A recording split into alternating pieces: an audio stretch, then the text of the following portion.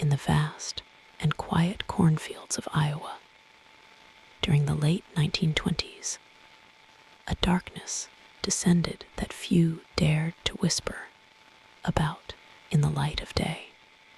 It was a darkness that did not belong to the natural world or the rolling hills of the Midwest, but rather it came from a place much deeper and far more terrifying. The small town of Earling sat isolated and peaceful on the surface, yet within the walls of a local convent, a battle for a human soul was about to commence. This was not a legend passed down through generations of folklore, but a documented event witnessed by terrified onlookers who would never forget what they saw. The air in Earling felt heavier that year, as if the atmosphere itself was holding its breath, waiting for a storm that had nothing to do with rain or wind.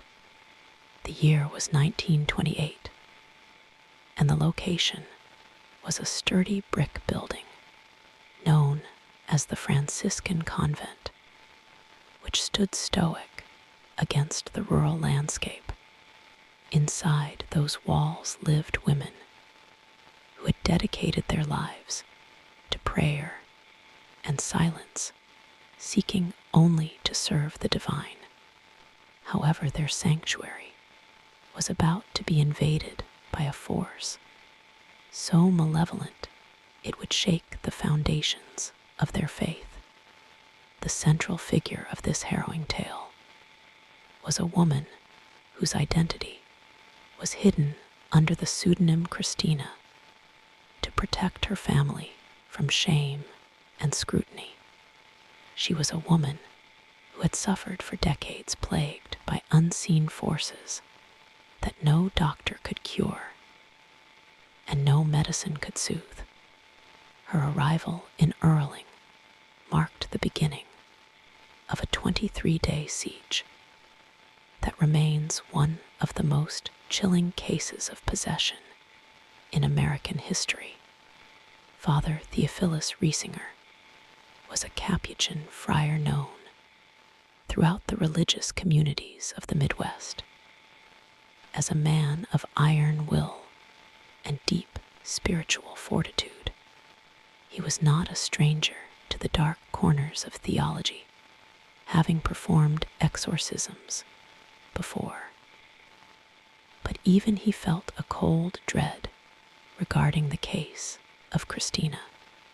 He had met the woman previously and knew that whatever resided within her was ancient and incredibly powerful.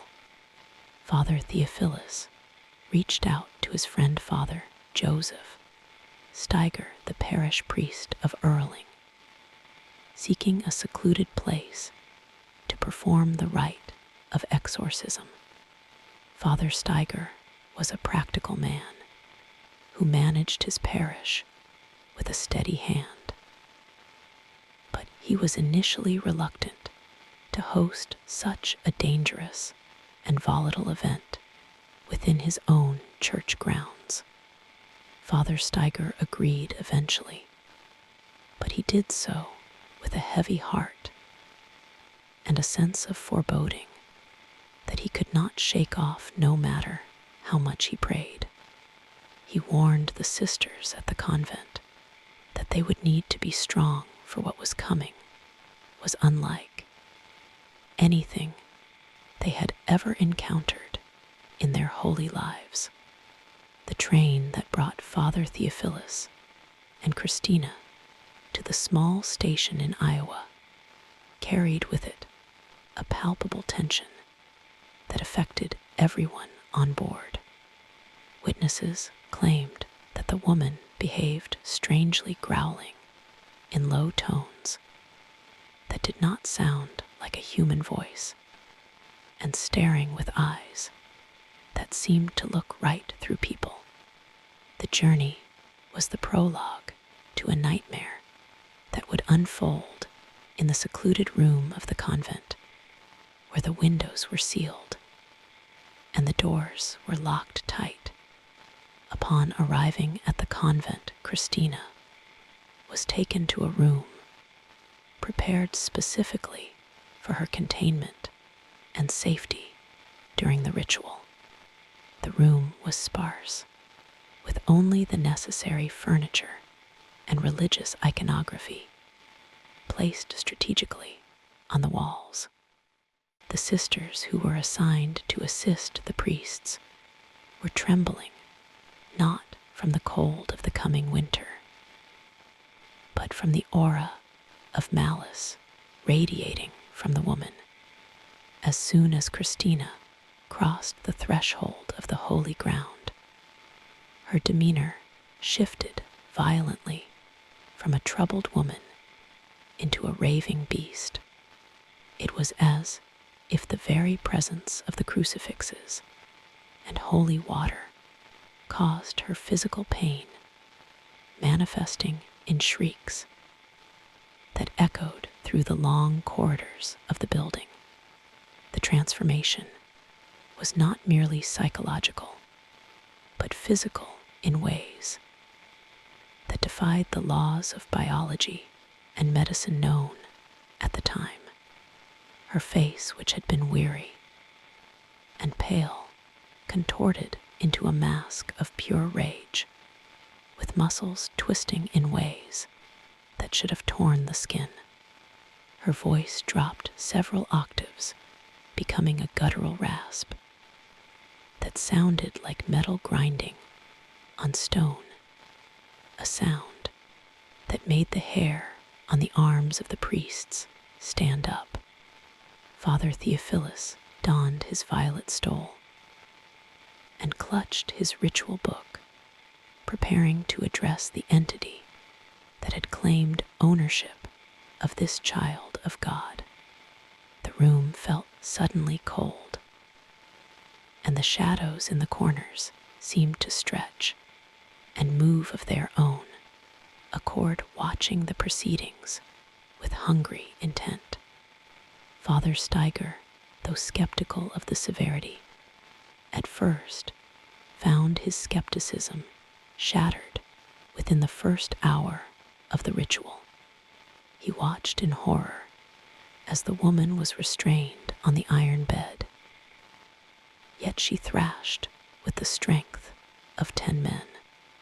The leather straps creaked and groaned under the pressure as her body arched in impossible angles. It was clear to everyone present that the physical force being exerted was not coming from the woman herself, but from something else using her body as a vessel. The priests began the prayers in Latin, the ancient language of the church, intended to drive out the unclean spirits and command them to leave. As the Latin phrases filled the small room, the reaction from the entity was immediate and violent, interrupting the holy words with blasphemies. The voice that came from Christina spoke in languages she had never learned, including perfect Latin and other ancient dialects that Father Theophilus barely recognized. The entity mocked the priests, calling them by humiliating names and revealing secrets about their pasts that no one could possibly know. This knowledge of hidden sins and private thoughts was a hallmark of demonic presence, designed to break the will of the exorcist and make him doubt his own worthiness. Father Theophilus stood his ground, his voice booming over the insults, continuing the rite without faltering. The hours turned into days, and the battle for the soul of Christina became a test of endurance for everyone involved in the ordeal. The nuns who assisted had to take shifts, because the sheer intensity of the hatred directed at them was physically exhausting. They reported that the woman would spit continuously, but what came out of her mouth was not saliva, but dark and noxious fluids.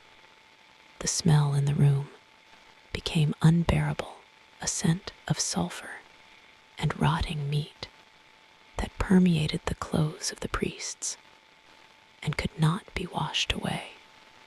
Windows had to be opened despite the cold to let the foul air escape. But the stench seemed to cling to the walls themselves, one of the most terrifying aspects of the possession was the way the entity seemed to anticipate the actions of the priests before they occurred. When Father Theophilus reached for the holy water, the woman would recoil and scream before he even lifted the bottle. When he prepared to make the sign of the cross, she would twist away, shielding her face, as if the gesture burned her like fire. The entity claimed to be not one spirit, but many a legion of darkness occupying the same space. They identified themselves with names that sent shivers down the spine, names associated with biblical evils and fallen angels who had turned away from the light eons ago. Father Steiger, who had offered his parish as a sanctuary, began to suffer personal attacks from the entity that went beyond verbal abuse. During one session, the voice growled a specific threat against him, warning him that he would suffer for his interference. Shortly after this threat, Father Steiger was involved in a car accident while driving to a neighboring town, a crash that by all accounts should have been fatal. He survived, but he was shaken to his core, realizing that the threat was not empty bluster. The entity laughed when he returned to the room, mocking his pain and claiming credit for the near tragedy that had almost claimed his life. The physical toll on Christina was immense as her body became a battleground where the forces of light and dark clashed violently. She would go for days without eating or sleeping. Yet she possessed a boundless energy that fueled her rages. At times, her body would become so heavy that the iron bed would bend under the weight, while at other times she seemed to levitate inches off the mattress. The witnesses described her eyes rolling back into her head until only the whites were visible, giving her a ghastly appearance. The skin on her face would stretch and pull, making her look decades older. Then she was transforming her into a grotesque caricature of humanity. The exorcism continued relentlessly through the cold days of December, with the priests refusing to give the entity a moment of rest. They knew that if they stopped, the demon would regain its strength and dig its claws deeper into the victim's soul. Father Theophilus was a warrior in the spiritual sense, using every prayer and every sacramental tool at his disposal.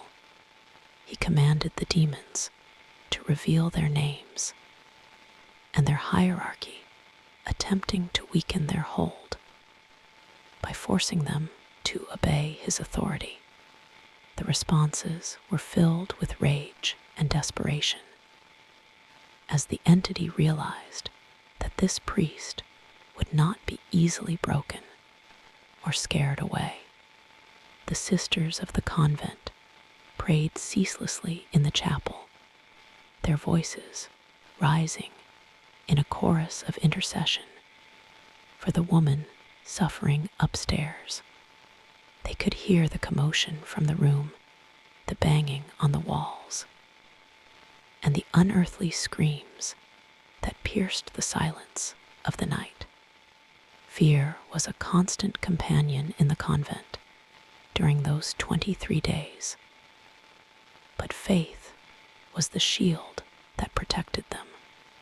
They prepared food that was barely touched and washed linens that were stained with the vile discharges from the possessed woman. It was a service of love performed in the shadow of absolute evil. As the weeks dragged on, the psychological warfare intensified, with the entity trying to sow discord between the two priests. It would whisper lies to Father Steiger, telling him that Father Theophilus was failing, and that the woman would die because of his incompetence. It would shout at Father Theophilus, telling him that his own sins made him powerless, and that God had abandoned him. But the bond between the two men held firm, forged in the fire of this terrifying experience. They supported each other through the exhaustion and the terror, relying on their shared faith to keep going when their bodies wanted to collapse. There were moments of silence that were even more unnerving than the noise moments, when the woman would lie perfectly still. In these moments, her eyes would track the movement of something invisible in the room, something that the priests could not see. She would converse with unseen figures in a low whisper, making plans and plotting revenge against her captors. The temperature in the room would drop drastically during these quiet spells, causing the water in the basin to freeze over. It was a cold that penetrated the bones, a supernatural chill that no fire could warm. The entity displayed a particular hatred for the relics of saints that Father Theophilus brought into the room to assist in the rite. When a relic was applied to the body of the woman, she would howl, as if she were being branded with a hot iron. The demons would scream out the name of the saint, begging for the relic to be removed, acknowledging the power of the holy figure. This confirmed to the priests that they were making progress, that the armor of the demon was cracking under the assault of holiness. It gave them the strength to continue, to push harder against the wall of darkness. One particularly harrowing night, the entity manifested with such power that the bed shook violently enough to move across the floor. The priests had to physically hold the furniture in place while shouting the prayers of exorcism over the roar of the demon. The lights in the room flickered and dimmed, casting long, distorted shadows that seemed to dance on the walls. Witnesses later described seeing dark shapes moving in the periphery of their vision, shapes that dissolved when looked at directly. The boundary between the material world and the spiritual world seemed to be thinning inside that small room. The vomiting became a central aspect of the purging process, with Christina expelling amounts of fluid that were medically impossible for a human stomach to hold.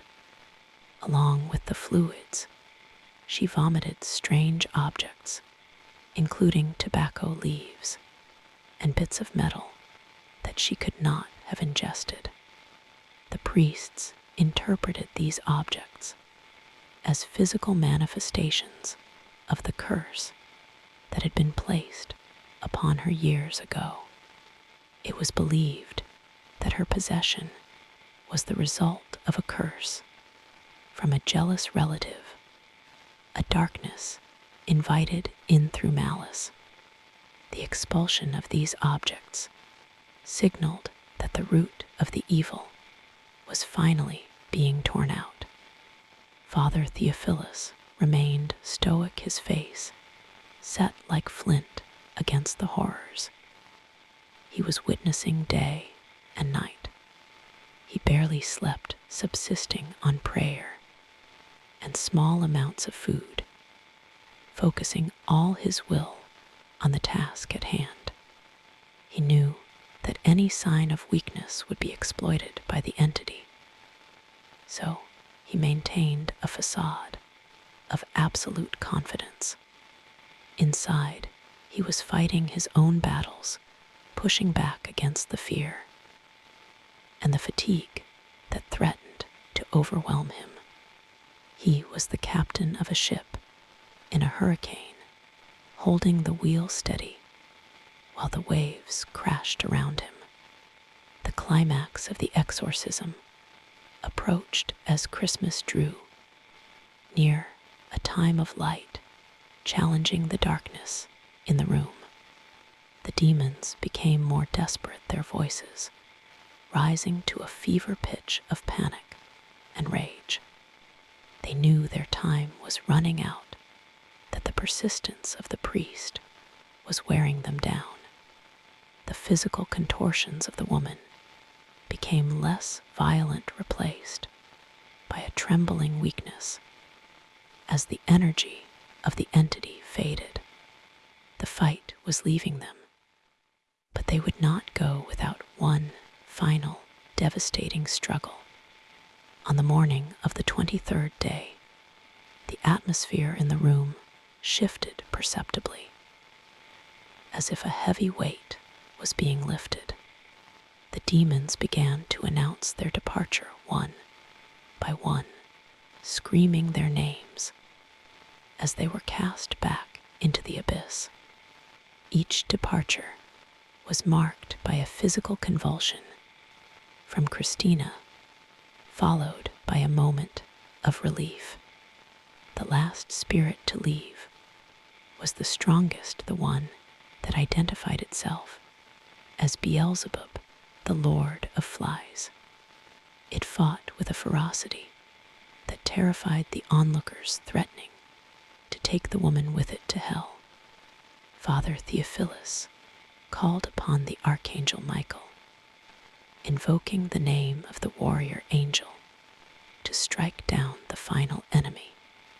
Witnesses reported seeing a light fill the room, a brilliance that did not come from the lamps or the windows. Christina's body arched one last time, and a terrifying scream tore from her throat, a sound of ultimate defeat. Then silence fell upon the room, a silence that was absolute and profound. The woman collapsed onto the bed, limp and exhausted, but finally free.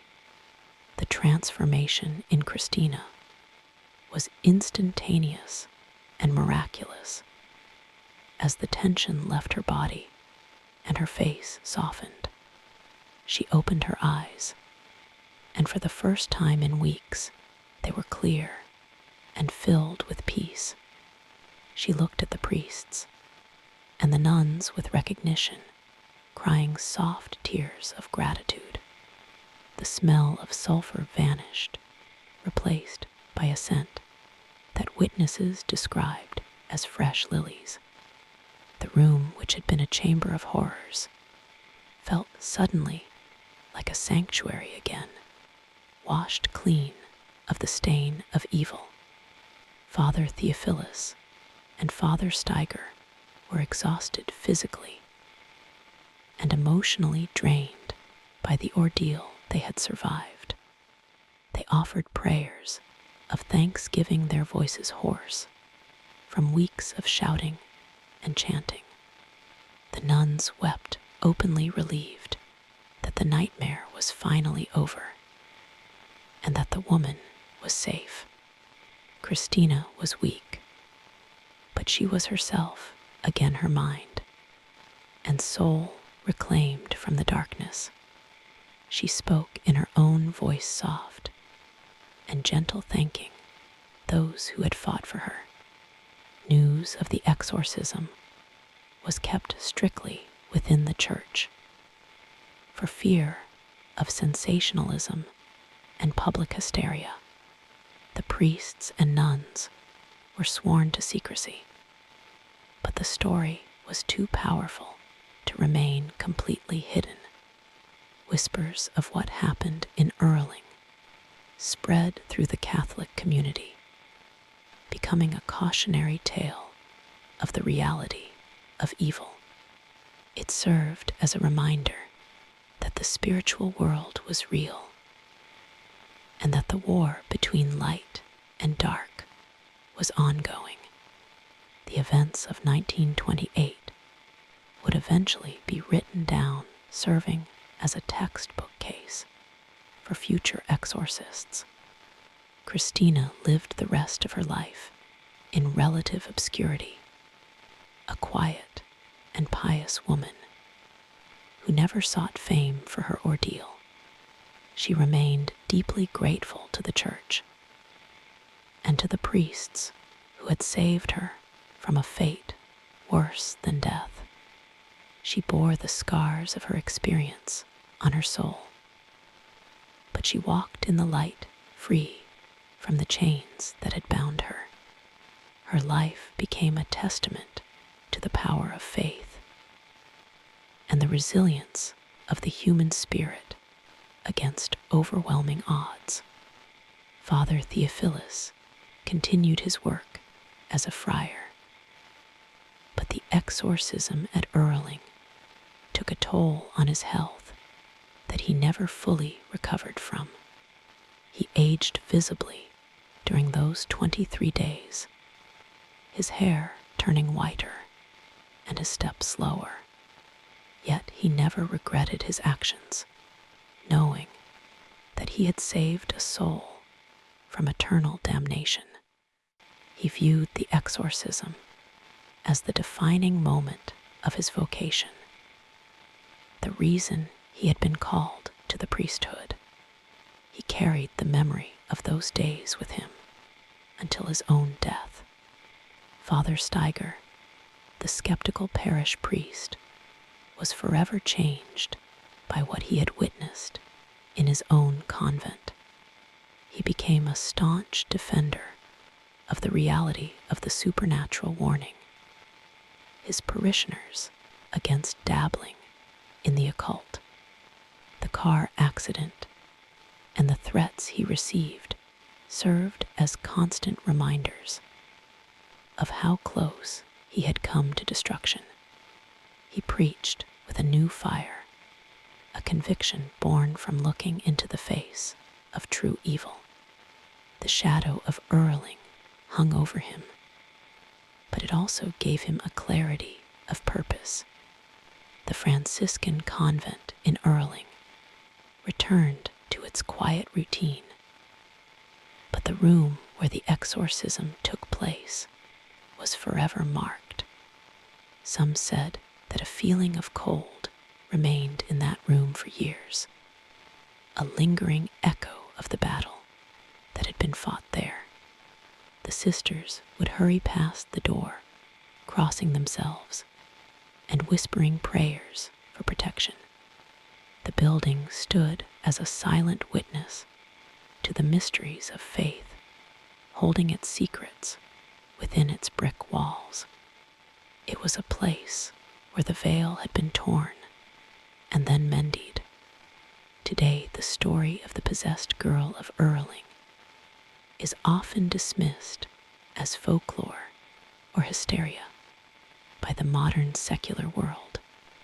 Skeptics point to mental illness and mass delusion.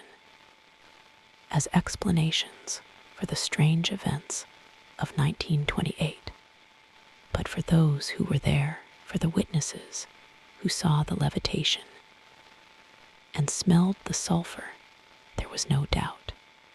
They knew what they saw, and they knew that science could not explain the impossible things that happened in that room.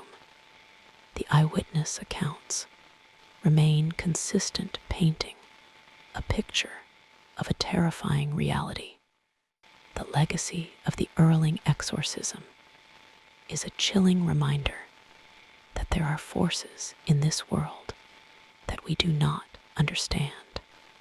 It challenges our comfort and our certainty, suggesting that we are not the masters of our domain. It speaks of a darkness that waits in the shadows, hungry and patient, looking for a way in. It warns us that the protection we take for granted is fragile, and that the line between safety and danger is thinner than we think. As night falls over the cornfields of Iowa, the town of Earling settles into sleep, much like it did nearly a century ago. The wind rustles through the crops, whispering secrets to those who stop to listen. The convent still stands a monument to the past, keeping watch over the rolling hills. But in the quiet hours, when the moon is high, one can almost hear the faint echo of Latin prayers on the breeze. It is a sound that brings comfort to some and terror to others. The story of Christina serves as a beacon of hope in the darkness, proving that even the strongest evil can be defeated.